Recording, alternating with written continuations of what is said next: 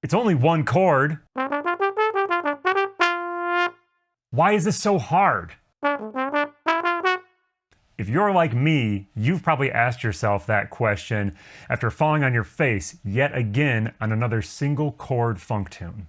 In today's lesson, we're going to talk about why you and I suck at playing like Fred Wesley. Okay, so I don't really think all of you suck at playing like Fred Wesley. It's all in good fun here, but we do want to think about why it can be so challenging for us to play on these single chord tunes that sort of have just open-ended solos. Today we're going to break that down a little bit and give you some good strategies that can help you improve this aspect of our playing.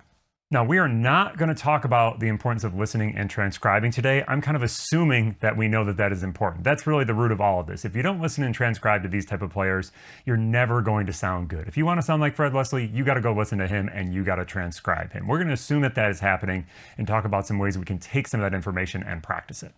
Remember, for any of you out there that want a little bit more support and guidance in practicing some of this material, check us out in the virtual studio. Click on the link down in the description. There you can access handouts that have some additional vocabulary and exercises for this type of stuff, along with a completely guided practice session where we go through everything that's in the handout with some play-alongs and also sort of guide you through some other creative ways you can practice this. This is a great fertile ground for creativity in practice, and I want to make sure all of you are checking that out for those that are interested. To start with, you've got to think about, well, what does Fred play? Why does Fred sound like the way he does? And for me, he plays three main things. He plays pentatonic ideas, he plays blues and sort of vocal ideas, and then he also plays a lot of rhythm. In many ways, he's really part of the rhythm section. So if we want to sound like him or sound sort of like we're informed by his playing, we've got to do those things and be able to do those things well. And if we stick to that model, we're going to find success. So let's listen to just a little bit of example of me just sticking to those three things of playing pentatonic ideas, of playing sort of blues inflected ideas, and really trying to dig into rhythm. This example is going to be with a little like drum track. This is kind of a knockoff of the tune Shake Everything You Got, sometimes called Southwick. It's a Maceo tune. Definitely go check out the recording. There is a live recording of this on Live at Planet Groove, and then also, Life on Planet Groove, and then also a great live version on YouTube. So here we go. Here's me playing 16-bar solo, just thinking about these components.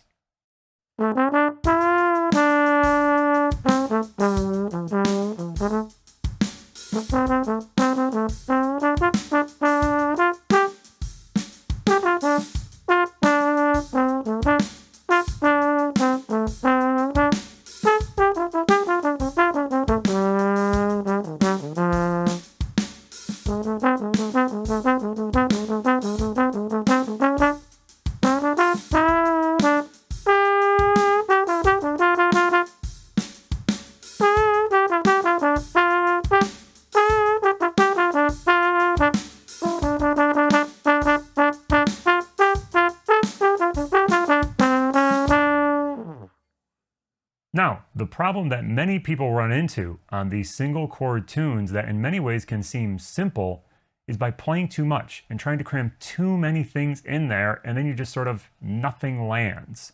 So what we want to do is, if we're thinking about, okay, I've got this base of great pentatonic ideas really playing in the pocket, I want to add one extra thing to that. And that's going to really like make my solo pop.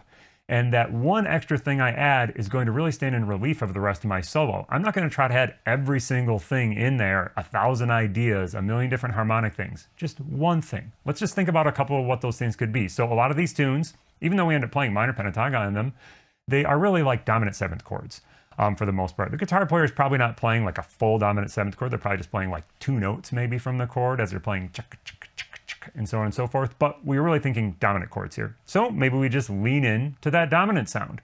So what if we combine our minor pentatonic stuff with just a little bit of dominant?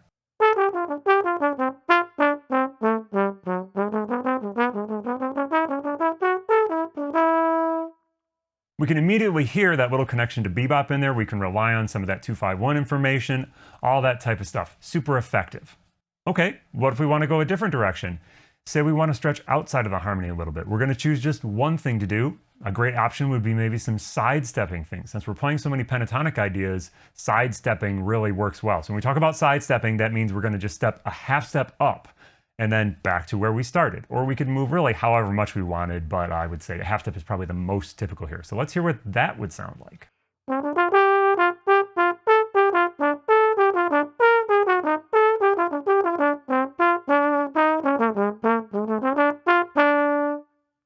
So I'm playing D minor ideas, even though this is D7. I'm really leaning on that D minor pentatonic scale and then just half stepping up, oftentimes keeping the same idea up to E flat minor 7, back to D minor 7, and really just thinking how I can create tension and resolution through repetition of patterns, again, that are outside the chord. The ear sort of makes the connection because the pattern is the same, and then we move back into the chord, playing more in the key of D.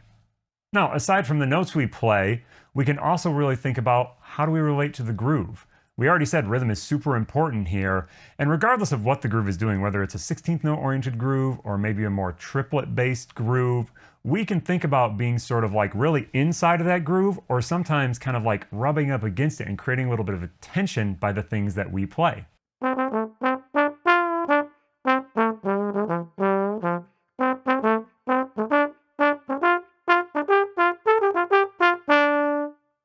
So I was really inside the groove, and then I started to play just a little hemiola that kind of like stretched the time a little bit. That'd be a great place where hopefully the drummer would kind of come with me, and then bam, right back into really feeling those 16th notes and being right in the pocket with the rhythm section. By really focusing on our core concepts of pentatonic scales, playing the blues, and really being in the pocket, and just adding one extra thing. It doesn't have to be one of these three things. It could be any extra thing.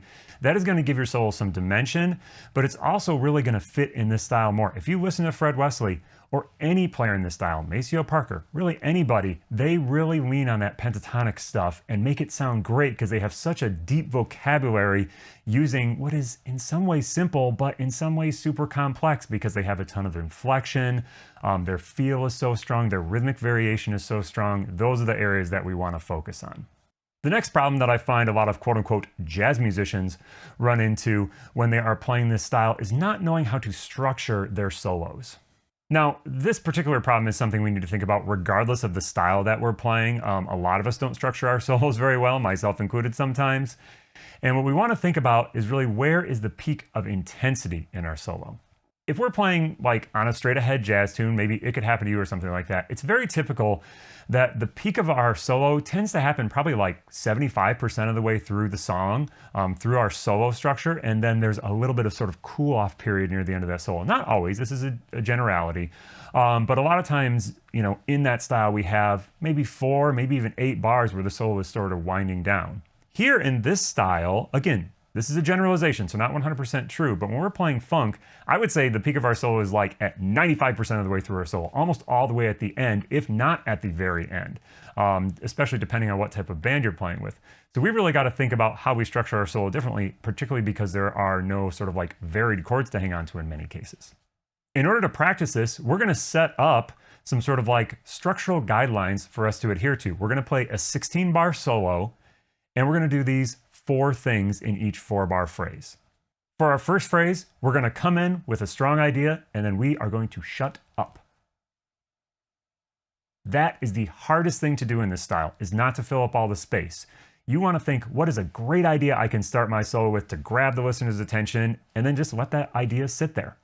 For our second 4-bar phrase, we're going to again thinking about what is a really strong idea, but maybe we're just going to make it a different idea than the first one. If we started out in the low register for the first phrase, maybe we move to more like the middle or upper register. Maybe our first idea was very rhythmic. Maybe our second idea is a little more long notes. Whatever to give just a little bit of variety, but still something that is very strong, has a clear beginning, middle, and end. When we get to our third phrase, we're going to create some tension by adding one of our extra elements. Maybe that's really like, in this case, playing some D7 stuff, or playing some stuff that's a little more outside of the harmony, or kind of stretching the rhythm. Whatever you want to do, but that third phrase is where we're going to kind of introduce some tension that's going to like build that intensity moving forward. And then our final phrase, we just want to think about building the climax. No matter what we're doing, we have to think about having some tools that are going to get there. Maybe that's playing in the upper register. Maybe that's playing faster notes. Maybe that's changing the timbre of your instrument. All these things are effective, but we really just want to focus on how can I climax basically right at the end of that solo almost. Let's check out an example of me using this structure to play a solo. Now, I actually did write this solo out in this case because I wanted to be able to fit all these things in a really clear fashion. But practicing this kind of chorus after chorus after chorus in the same way we would work through playing the changes on a complicated tune is what we've got to do on these single chord vamp tunes.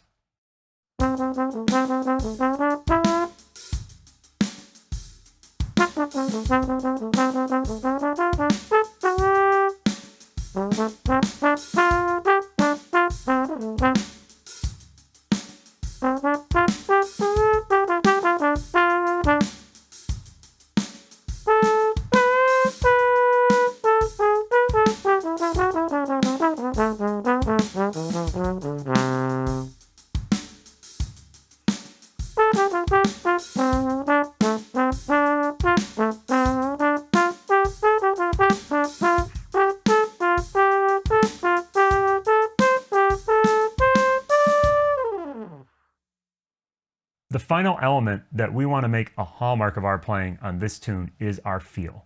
As I already mentioned, a lot of players are playing things that are relatively simple from a note choice perspective on this tune, and that's really what's effective. But that simplicity of note choice really sort of like masks all the other stuff that's going on. And so to work on our feel, which we know is a crucial and part of this style and really all styles, we want to do some little exercises that mean that we've got to really be accountable for where the time is. So what we're going to do is we're going to choose a little rhythmic pattern. That is going to be sort of our groove bass. And we have got a solo around that while keeping the groove bass. This is a great thing to do with a metronome. I'm going to do it without a metronome right now, but this is definitely a place to use that metronome and see if you can make it feel good. Just ask yourself, does this feel good when I do this? Let's just hear a little bit of an example.